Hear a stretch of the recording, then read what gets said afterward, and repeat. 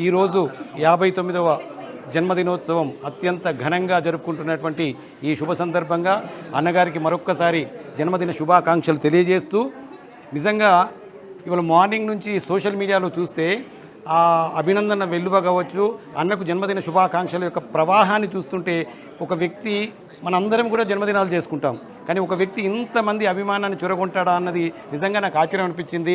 Hats off అన్న, ఇంతమంది అభిమానాన్ని చొరగొన్నటువంటి మీరు నిజంగా మాకు చాలా సంతోషం వేస్తుంది.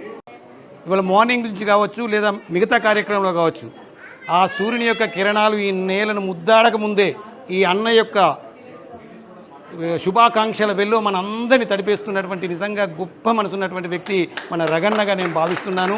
మనందరూ చాలామంది చెప్పారు, చాలామంది ఏమన్నారంటే రగన్నకు ఈ ఫ్యాక్టరీ ఉంది, ఆ ఫ్యాక్టరీ ఉంది అన్నారు. నేనైతే ఒక 3 ఫ్యాక్టరీలు అన్న శరీరంలోనే చూశాను. దయచేసి మీరు వింటా అంటే చెప్తా. అన్న శరీరంలోనే ఒక 3 ఫ్యాక్టరీలు ఉన్నాయండి. ఒకటేమో షుగర్ ఫ్యాక్టరీ వారి నోట్లో ఉందండి, చెప్తాను దాన్ని కూడా. ఒకటేమో లవ్ ఫ్యాక్టరీ ఈ హృదయంలో ఉంది. ఒకటేమో ఐస్ ఫ్యాక్టరీ ఈ నెత్తిలో ఉందండి.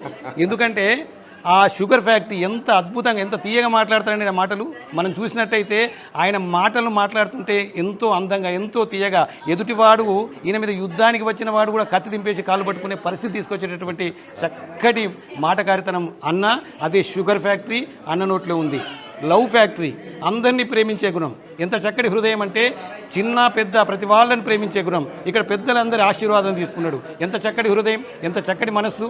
అలాంటి గొప్ప మనసున్నటువంటి అన్న చక్కటి రెండో ఫ్యాక్టరీ అయినటువంటి ఆ లవ్ ఫ్యాక్టరీ కూడా అన్న హృదయంలో ఉంది. అదేవిధంగా ఐస్ ఫ్యాక్టరీ.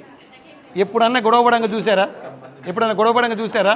ఎప్పుడూ గొడవపడరు. అంత చల్లగా ఉంటారు, అంత హ్యాపీగా ఉంటారు. ఓకే, అలాంటి అన్న ఎప్పుడు కూడా హ్యాపీగా ఉండాలని, మా మధ్యలో ఉండాలి, అన్న సంతోషంలో మేము కూడా భాగంగా ఉండాలని కోరుకుంటూ అన్నకు మరొకసారి ధన్యవాదాలు తెలియజేస్తూ శుభాకాంక్షలు. Thank you.